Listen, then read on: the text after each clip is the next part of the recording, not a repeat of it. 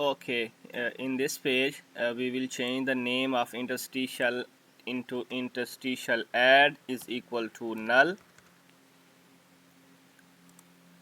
This will be interstitial add. Copy the interstitial add line, paste it here, and also remove this line if interstitial add is cancelled.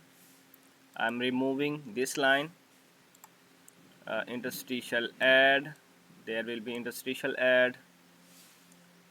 This will be interstitial add, this will also be interstitial add, and the error is gone.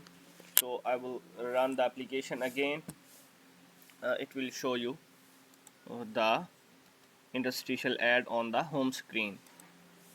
Okay, application is running, and so the error was we were using the interstitial name that was false, that was wrong.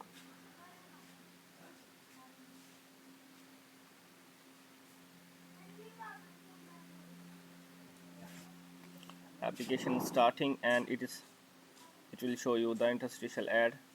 Okay, application is installing. Application has been started. Santa Bablia Renia. Okay, this is showing the interstitial add which we were talking about.